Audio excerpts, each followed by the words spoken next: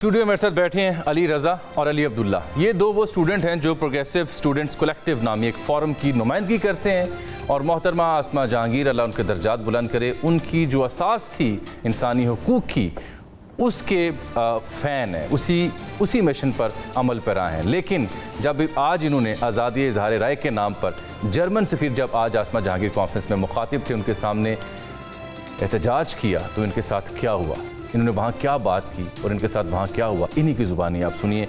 علی عبداللہ یہ ہیں علی رضا. علی رضا آپ کو اپنا دکھائیں گے کہ جہاں انہیں زخم بھی آج پڑے ہیں جب انہوں نے جرمن سفیر کے سامنے احتجاج کیا, تو ان کو بروز ہیں, یہ ان کو ناخن اور دیگر زخم ان کے جسم پہ موجود ہیں. لیکن علی عبداللہ آپ یہ آج کے واقعات ہیں جب انہیں گھسیٹ کے لے جایا جا رہا تھا, جو آج آسمہ جہانگیر کانفرنس کا موقع تھا, جرمن سفیر وہاں پہ مخاطب تھے. علی عبداللہ ترجمانی کرتے ہیں اس فورم کی, اور یہ وہاں پہ جرمن سفیر سے انگریزی میں بات کر رہے تھے.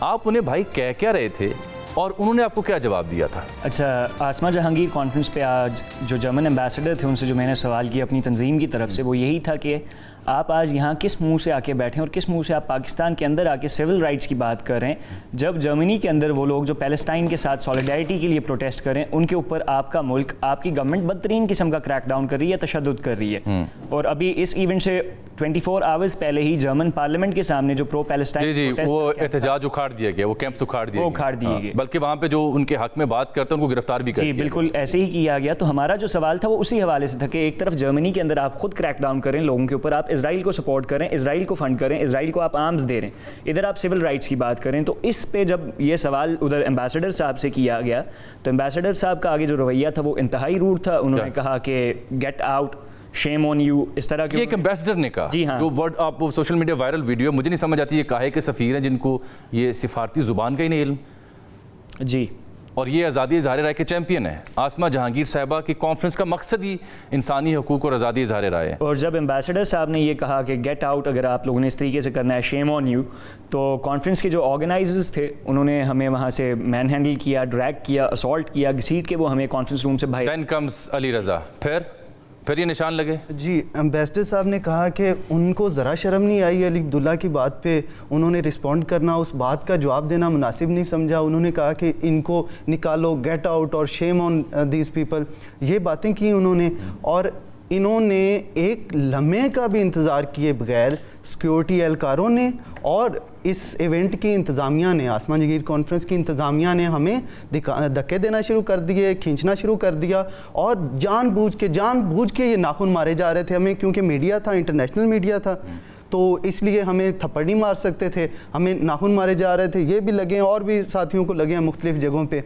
تو مجھے ان ناخنوں کی کوئی تکلیف نہیں ہوئی. آپ تھوڑی دیر پہلے تکلیف کی بات کر رہے تھے, مجھے دھکوں کی کوئی تکلیف نہیں ہوئی, وہ تو ہمیں باہر آ کے پتہ چلا ہے. اور جان بھی چلی جائے فلسطین کے لیے ہمیں کوئی مسئلہ نہیں ہے, لیکن مجھے تکلیف ہوئی جب وہ سیکیورٹی اہلکار اتنی نفرت سے ہمیں گھسیٹ رہے تھے. مجھے تکلیف ہوئی جب وکلاء حضرات اس کانفرنس کی انتظامیہ میں جو تھے وہ اتنی نفرت سے ہمیں دیکھ رہے تھے.